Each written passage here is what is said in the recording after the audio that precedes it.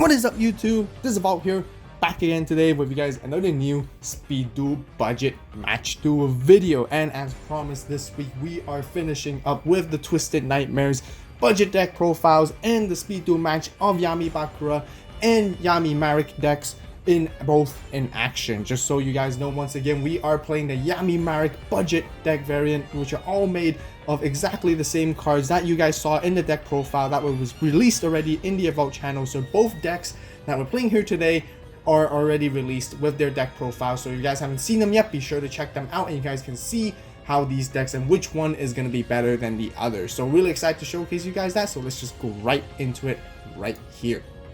So we did win the stone, paper, scissors right here, and we do want to go to second. As Yami Marik, it's okay playing going first sometimes as well, because it's a very trap heavy deck. And as you guys know already, the skills, we are playing Twisted Personality. Twisted Personalities is absolutely insane, incredible, powerful, ripping cards off your opponent's hand, destroying face-up cards as well, and the counters just stacks up very quickly within this deck. And all the cards, once again, are just used in the Twisted Nightmare. So it really proves how powerful this is, especially when this deck gets access to all the other regular Speed Duel cards in the whole format. Anyways, you do have to flip the skill right up in the beginning of the duel, just so you guys know. And our opponent's already starting off with their Into the Darkness below by sending off their normal fiend monsters and drawing their card already. They set a monster, setting a trap or spell, and then ending their turn right there, passing into us. Now right here we have the, I like to call it the triple trap combo.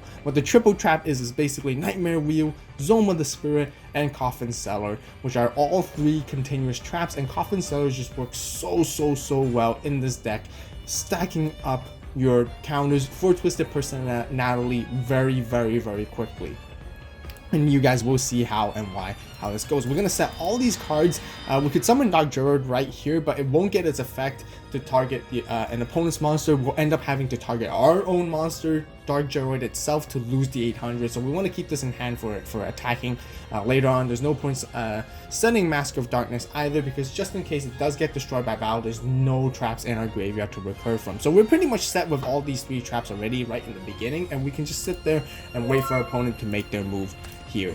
So they do summon the Whiptail Crow and they go into the battle phase. We should have flipped Coffin Cellar a little bit earlier, right in the standby phase, just so you guys know, but anyways, that's okay. So they do swing in here for the attack. We're gonna bring out our Zoma the Spirit, which has to be special summoned in defense position as a trap monster. Now I know there's a lot of been ruling discussions between continuous trap monsters. Now currently in our TCG rules is when the trap monster is summoned, the zone that it came out from in that spell and trap card zone becomes occupied, and we're not allowed to use it. However, in the OCG updates most recently, including Dueling as a matter of fact, and you guys know how strong resemblances that Speed Duel has with Dueling, is this zone becomes free. The spell and trap card zone becomes eligible for usage or anything else, and the trap monster essentially becomes a monster at that point. So it's very interesting. Let me know in the comment section down below what you guys think what the better ruling is. I definitely like the new OCG ruling for sure, but we have yet any news. But I'm very confident that the North America or TCG here will be receiving that ruling update very soon. But as of today, since we are in the TCG side, we are going to be playing still with the old rules, with this being blocked up for the time being, just so you guys know.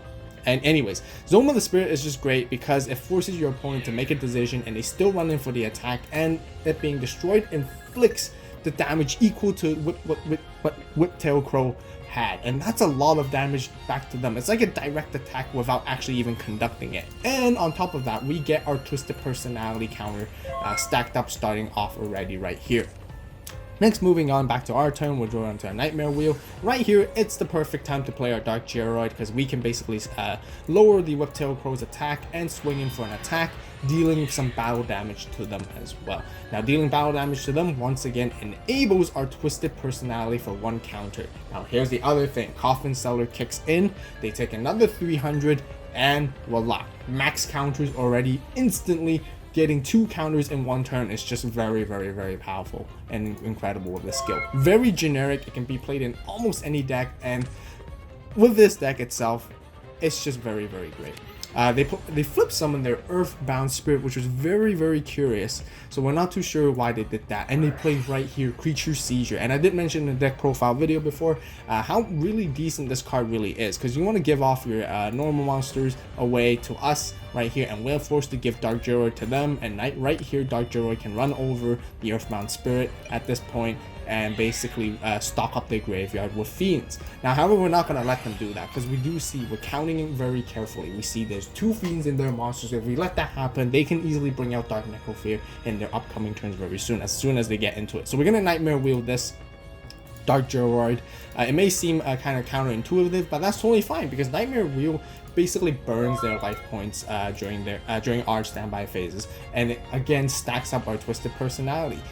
Which here we did have max counters already, so we don't get a stack anymore, but that's totally fine. We're going to use Twisted Personality, remove all of it to pop off that Dark Geroid anyways, so that Dark Geroid is gone, and then we can potentially attack directly with Earthbound Spirit. And actually, we might even see a potential game right here. So this might be a really bold, aggressive play that we might be thinking of doing.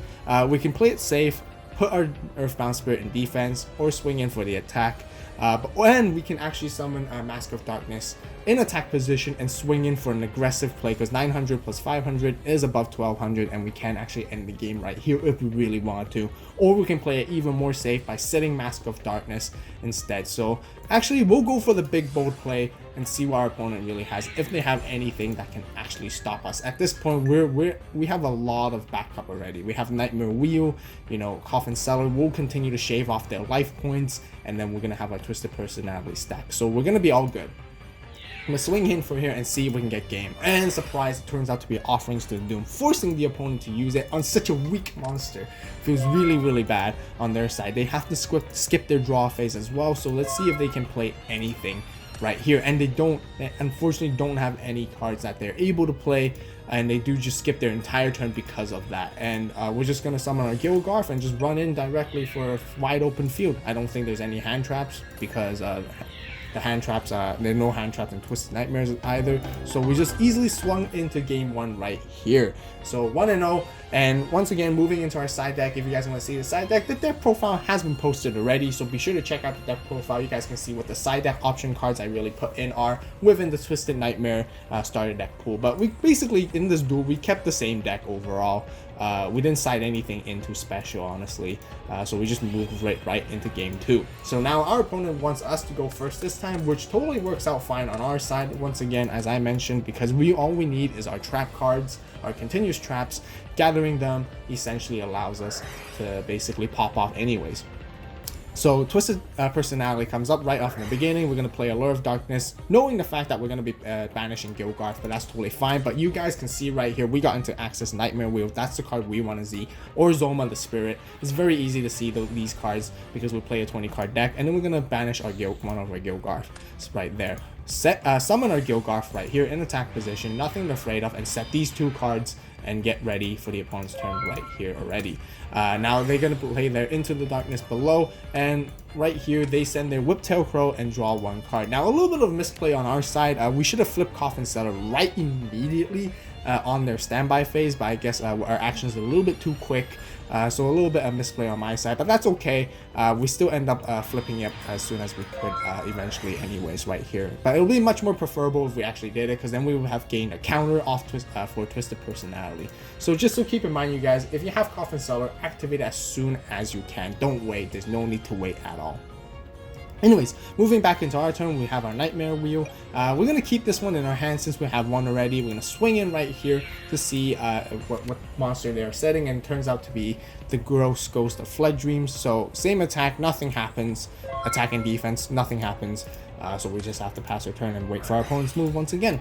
They play their Allure, and they have to banish their Dark Necrofear. That's unfortunate. They must be very desperate for resources at this point overall, and they play their Into the Darkness below, really desperately trying to send more normal fiend monsters to their grave, pitching their Gilgarth as well. I'm not sure, like, it seems they're in a really tight situation already.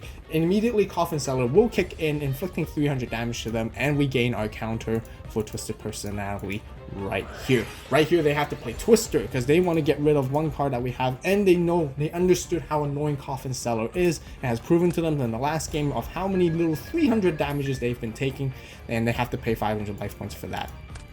But because they lost life points, Twisted Personality gets a counter as well. Once again, they play the Gilgarth right here, and I think they're going to be, they're going to be Offerings to the Doom. So they're going to be doing a beatdown session on us instead this time, and go for the battle phase and try to swing in for direct 1800 attack damage right here. We're going to take that because we want to get a counter off Twisted Personality. We can actually do the Nightmare Wheel right here, but we have a plan. This is our plan. We have Lava Golem, and Lava Golem is an extremely powerful card, as I mentioned, and you guys get to see in action how strong and annoying this card is. We're going to take that direct hit damage, and then so that we can Lava Golem them, and then we're going to be Nightmare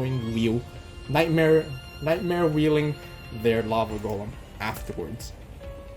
Now going back into our turn, drawing to Zoma the Spirit, we're going to Tribute and bring out Lava Golem as a gift to them in defense position, and now, let's see.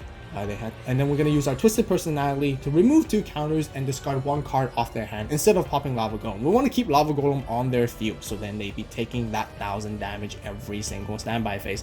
And we actually got rid of their Gap the Divine Soldier, which is very crucial because it could have easily turned them around and let them come back into the game. So we've been very, very good at picking out the cards and resources that they really desperately need to turn the game around. Right here, we're going to set the rest of our cards and basically just end our turn. Don't need to go into the battle phase with this deck at all, honestly.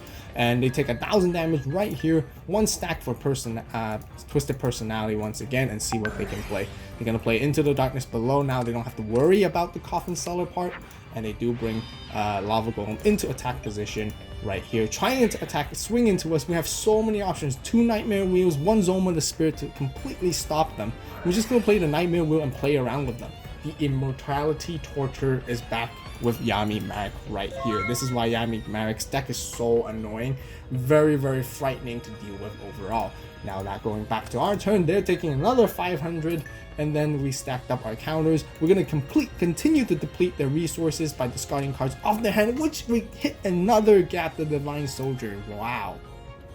Absolutely menacing, because they could have tributed to summon, tributed off to bring out Lava Golem once again. But anyways, we're just gonna pass return and sit here, and their life points are gonna burn very, very quickly because of this. Burn and stall decks are now much more stronger than they were before.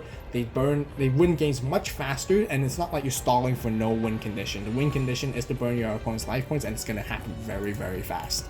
Compared to the last format. They're going to play the Twister in the battle phase to get rid of our Nightmare Wheel right here, paying that life points, very, very desperately trying to swing in for the 3000 attack. We do not want to take that lethal blow whatsoever. It will be game for us, so we are going to play our Zoma the Spirit here once again, just to be annoying. And, you know, if they attack into Zoma the Spirit, they'll be taking the 3000 damage instead. Drawing into another one. You guys can see how this continues. This is just not fun for the opponent at all, and how powerful Yami Marik's skill is, and Yami Marik's deck overall. And right here in their standby phase, they do take that 1000 damage from Lava Golem's effect, and basically we scoop the duel right here easily in a sweep. So I honestly want to voice out my honest opinion right here. I think the Yami Bakura deck is just very, very underwhelming against the Yami Marik deck. The Yami Marik deck is a perfect counter against the Bakura deck overall. You guys can see, like, because they're pitching so many cards in their graveyard, Coffin Seller just keeps kicking in and kicking in and kicking in. They're just absolutely just, you know, getting their life points shaved off so frequently to the point where it's benefiting us more than them. So the trades that we're giving away, it's just so good. The value that we're getting back from the trades overall. So maybe this whole match duel once again is very maybe kind of biased, but I still feel like Yami Marik's deck is still very strong by itself. It's just much more amplified when it's against the Yami Bakura. Really want to build up the Yami Bakura deck to a much higher standard with the other accessible speed duel cards in the card pool currently. Definitely need those other cards to support. The Yami Bakura's budget deck is a little bit, in my opinion, a little bit underwhelming. The skill is great in sort of getting your fiend monsters to the grave, but I feel like there's just some consistency issues overall, because it's restrictive with normal monsters only, and it does make it a little bit difficult to play, but it is definitely fun to play though, 100%. So, you know, I hope you guys enjoyed the series, this week's budget deck profiles and the budget deck profile duels of Twisted Nightmares right here. We definitely plan to be optimizing these decks, updating them sometime down the road with the other existing card pool cards in Speed Duels, so be sure to stay tuned and check out for that. Let me know in the comment section down below what you guys think. If you guys enjoyed the video, be sure to hit that like button. If you guys really did, subscribe to the AVAULT channel, and I would really greatly appreciate it if you guys could refer to your friend, family, or any other guys that you know who love Speed Duels as much as you guys do. Be sure to have them to check out the AVAULT channel and subscribe as well. And as always, thank you guys so much for watching. You guys have a great day, great night, wherever you are. See you in the next video, and this is AVAULT signing out.